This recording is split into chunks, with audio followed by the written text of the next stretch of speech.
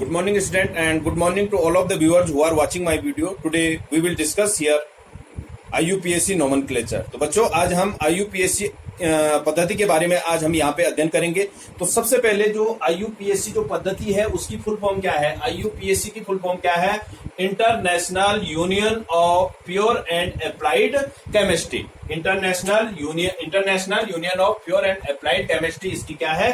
Full form है। अब बात आती है कि IUPAC पद्धति है क्या?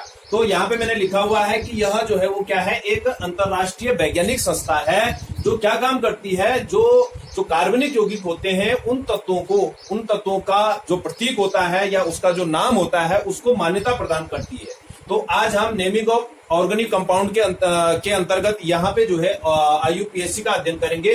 तो IUPAC के अंतर्गत आपको पहले मैंने कार्बनिक यौगिक है या हाइड्रोकार्बन है उसके बारे में मैंने आपको पूरा डिटेल से जो है वो पहले बताया है। मैंने उसमें हाइड्रोकार्बन के अंतर्गत एल्केन, एल्कीन, एल्काइन के बारे में आपको बताया था।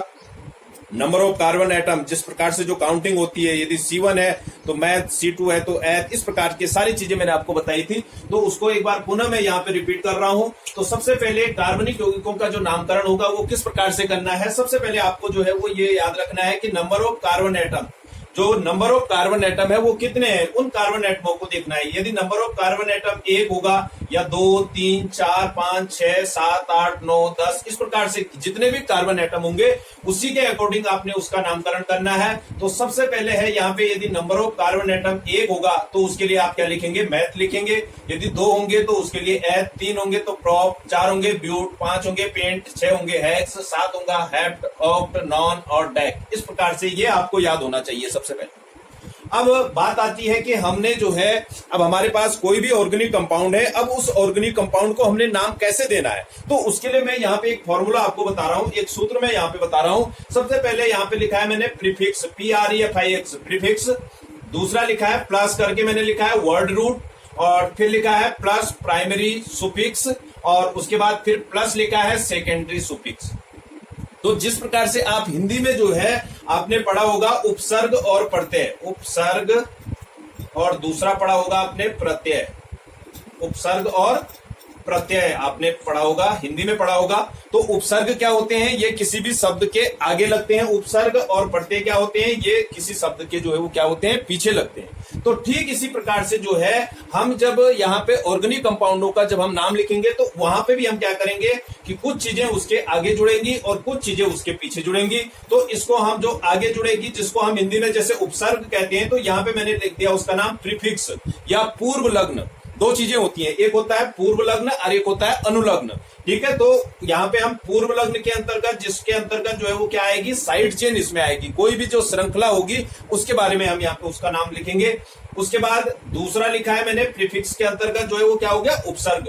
दूसरा है यहाँ पे वर्ड रूट। अब वर्ड रूट के अंतर्गत क्या आएगा, number of carbon atom in largest main chain.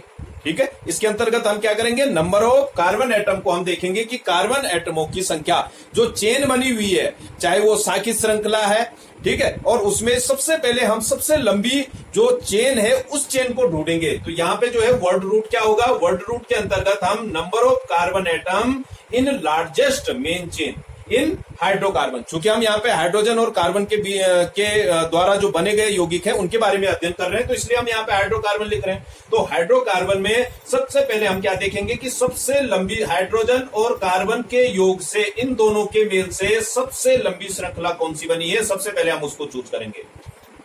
उसके बाद अनुलग्न, या ये प्राइमरी सुफिक्स और सेकेंडरी सुफिक्स, ये दोनों ही जो है वो अनुलग्न के अंतर्गत आते हैं। ये वर्ड रूट हो गया, इससे पहले पूर्व लग्न और उसके बाद में जो है वो क्या लगता है, अनुलग्न। अब जो प्राइमरी सुफिक्स होता है, प्राइमरी सुफिक्स के अंतर्गत जो मैंने आपको हाइड्रोकार्बन पढ़ाए हैं, HYDROCARBON, हाइड्रोकार्बन जो मैंने आपको पढ़ाए थे, हाइड्रोकार्बन में मैंने आपको जो है वो 3 भागों में हाइड्रोकार्बन का मैंने वर्णन किया था, एल्केन, एल्कीन और एल्काइन। एल्केन के अंतर्गत जो है वो क्या आता है, single bond between 2 carbon atom, 2 carbon परमाणुओं के बीच में सिंगल बॉन्ड। सिंगल बॉन्ड का मतलब है कि यदि कार्बन परमाणु जो है वो एक इलेक्ट्रॉन की साझेदारी, सिंगल बॉन्ड कहां पे बनता है, जहां पे एक एक इलेक्ट्रॉन की साझेदारी होती है। डबल बॉन्ड कहां पे बनता है, डबल बॉन्ड वहां पे बनता है जहां पे दो दो इलेक्ट्रॉनों की साझेदारी होती है एटमों के बीच में। और ट्रिपल बॉन्ड कहां पे बनता है, जहां पे तीन तीन इलेक्ट्रॉनों की साझेदारी होती है। ये मैं आपको पहले भी समझा चुका हूं और 9th में भी आपने ये चीजें पढ़ी है। माना सपोज करो यहाँ पे सिंगल बॉन्ड की यदि बात आती है तो सिंगल बॉन्ड हम किसको कहेंगे, जैसे हाइड्रोजन है और दूसरा हाइड्रोजन है, तो हाइड्रोजन के इस प्रकार से हाइड्रोजन के बाहरी कक्षा में एक है, एक इलेक्ट्रॉन है, यहाँ पे भी एक इलेक्ट्रॉन है। तो यहाँ पे ये क्या कर देते हैं, इस प्रकार से जो है आपस में साझेदारी करते हैं, तो इसको हम H सिंगल बॉन्ड H से दिखा देते हैं। यदि मैं यहाँ पे कार्बन की बात करूं तो हम कार्बन के साथ में जो है वो क्या कर लेते हैं, यहाँ पे हमने क्या दिखाया, कार्बन के इस प्रकार से हमने 4 इलेक्ट्रॉन दिखाए। यहाँ पे हमने हाइड्रोजन के साथ में, ये इस प्रकार से हाइड्रोजन के साथ में क्या कर लेता है, सिंगल बॉन्ड बना देता है, अपनी संयोजकता पूरी कर देता है। तो यहाँ पे हाइड्रोजन के 2 हो गए, यहाँ पे भी 2 हो गए, यहाँ पे भी 2, और कार्बन के जो है वो कितने इलेक्ट्रॉन हो जाते हैं, इस प्रकार से 8 इलेक्ट्रॉन कार्बन में भी पूरे हो जाते हैं। तो यहाँ पे हम जो है एक एक इलेक्ट्रॉनों की साझेदारी है, तो उसको हम कैसे दिखा देते हैं, एक एक इलेक्ट्रॉनों की साझेदारी को, जैसे हाइड्रोजन के साथ में एक इलेक्ट्रॉन की साझेदारी को सिंगल बॉन्ड से, इधर भी एक इलेक्ट्रॉन की साझेदारी सिंगल बॉन्ड से, इधर भी एक इलेक्ट्रॉन की साझेदारी सिंगल बॉन्ड से, और इधर भी एक इलेक्ट्रॉन की साझेदारी सिंगल बॉन्ड से। तो ये सिंगल बॉन्ड हो गया। कहीं पे जो है वो क्या होता है, डबल बॉन्ड भी बनता है। माना सपोज करो यहाँ पे मैं डबल बॉन्ड बनाता हूं एक एग्जांपल के लिए। माना सपोज करो 2 कार्बन है वो इस प्रकार से जुड़ रहे हैं, कार्बन कार्बन। अब 2 और उसके बाद जो है उसकी संयोजकता कितनी रह गई, इस प्रकार से हम क्या करेंगे, ऐसे में जो है वो इसकी संयोजकता पूरी कर लेंगे। ये कैसे बना, ये इस प्रकार से बना, ये तो आगे होगा समझ में। ये कैसे बना, हमने यहाँ पे कार्बन के 2 परमाणु इधर दिखा दिए, 2 हमने, एक इधर दिखा दिया, एक ही दिखा दिया। कार्बन के 4 एटम हमने दिखा दिए, दूसरे कार्बन के भी हमने ये 4 एटम हमने इस प्रकार से दिखा दिए। अब क्या होता है कि अब कार्बन के पास यहाँ पे ये 2-2 इलेक्ट्रॉनों की साझेदारी करेगा, तो 1 2 3 4 5 6 हो गए। अब ये क्या करेगा, इधर हाइड्रोजन के साथ में, और ऊपर भी जो है वो किसके साथ में, हाइड्रोजन के साथ में भी बॉन्ड बनाएगा। तो इस प्रकार से ये हाइड्रोजन के साथ में बॉन्ड बना देगा, तो इसमें नंबर ऑफ इलेक्ट्रॉन जो है वो कितने हो जाएंगे, 8 हो जाएंगे। 1 2 3 4 5 6 7 8 पूरे हो गए। ठीक इसी प्रकार से यहाँ पे भी हाइड्रोजन के साथ में बॉन्ड बनाएगा और यहाँ पे भी हाइड्रोजन के साथ बॉन्ड बनाएगा। तो इस प्रकार से हाइड्रोजन के पूरे हो जाएंगे और इस वाले कार्बन के भी जो है वो क्या हो जाएंगे, 8 इलेक्ट्रॉन पूरे हो जाएंगे। तो इसी संरचना को, इसी इलेक्ट्रॉनिक संरचना को हमने यहाँ पे इलेक्ट्रॉन बिंदु जो संरचना है इसको मैंने इस प्रकार से दिखा दिया।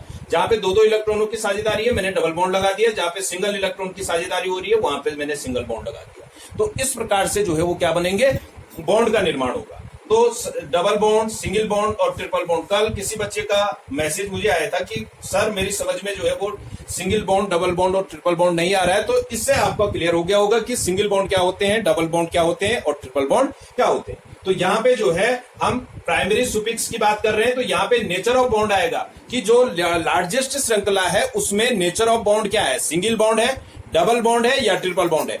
यदि सिंगल बॉन्ड है तो आपको मालूम है वो क्या है, एल्केन है।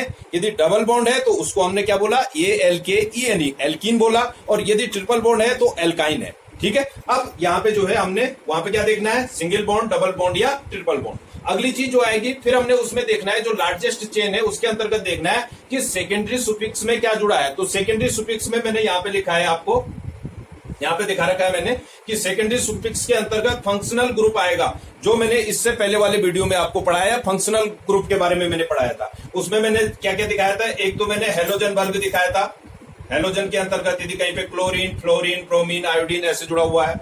दूसरा मैंने उसमें एल्कोहल आपको बताया था, एल्कोहल बताया था, उसमें OH मैंने आपको बताया था, एल्डिहाइड मैंने उसमें बताया था, CHO बताया था, कीटोन बताया था मैंने उसमें, कीटोन C से डबल बॉन्ड O, इस प्रकार से कीटोन बताया था। और इसके अलावा मैंने उसमें आपको कार्बोक्सिलिक अम्ल बताया था, COOH ये बताया था, या C इधर जो है वो डबल बॉन्ड से O डबल बॉन्ड और इधर जो है OH। तो इस प्रकार से ये मैंने वहां पे कुछ आपको फंक्शनल ग्रुप बताए थे। तो उसके बाद आपने ये भी देखना है कि क्या इसमें कोई फंक्शनल ग्रुप है या नहीं है। तो इन चीजों को जो है हम इसमें समझेंगे। तो सबसे पहले हम इसके अंतर्गत जो लेंगे, ये आपकी समझ में आ गया होगा। यदि ये सूत्र आपकी समझ में आ जाएगा तो सारी चीजें क्लियर हो जाएंगी। प्रीफिक्स एक बार दोबारा मैं इसको रिपीट कर रहा हूं, इससे पहले जो है वो C1, C2, C3, यानी यदि नंबर ऑफ कार्बन, यदि इस प्रकार से कोई चेन है एज ए एग्जाम्पल, तो इसमें 1 2 3 कार्बन है, तो 3 कार्बन के लिए आपने यहां देखना है प्रोप कहते हैं। यदि कहीं पे यदि 4 कार्बन है तो 4 कार्बन के लिए क्या कहते हैं, ब्यूट कहते हैं। यदि 5 कार्बन है, 1 2 3 4 5 कार्बन है, तो इसके लिए पेंट कहते हैं। यदि कहीं पे जो है इस प्रकार से भी जो है वो जो कार्बनिक यौगिक है उसकी श्रृंखला ऐसे भी हो सकती है, शाखित भी हो सकती है, शाखा में भी हो सकती है। तो सबसे पहले आपने जो है वो क्या चुननी है, सबसे लंबी श्रृंखला की। एक श्रृंखला हमारी ये बन गई, 1 2 3 कार्बन। एक श्रृंखला ये बनी 1 2 3 4 हो गए इसमें। एक श्रृंखला 1 2 3 4 5 है इसमें। तो सबसे लंबी श्रृंखला, और एक श्रृंखला ये भी बनी 1 2 3 4, तो इसमें भी 4 है और इसमें भी 4। तो सबसे लंबी श्रृंखला, सबसे पहले हम जो है वो लंबी श्रृंखला को उसमें क्या करते हैं, चूज करते हैं, चुनते हैं लंबी श्रृंखला। तो इस प्रकार से आपने जो है वो क्या चुननी है, लंबी श्रृंखला चुननी है। तो जैसे 1 2 3 4 5, अब आप इन कार्बनों को नहीं गिनेंगे कि 5 और 1 6 और 1 7, ऐसे नहीं गिनेंगे। आप जो लंबी श्रृंखला है उसको आप ऐसे चूज कर लेंगे और उसमें नंबर ऑफ कार्बन एटम आप गिनेंगे 1 2 3 4 5। तो 5 है, 5 के लिए क्या बोलते हैं, पेंट बोलते हैं। तो इस प्रकार से आपको मैं अगले वीडियो में, अब सबसे पहले जो है हम हाइड्रोकार्बन के अंतर्गत सबसे पहले हम अगले वीडियो में किसको लेंगे, एल्केन को लेंगे।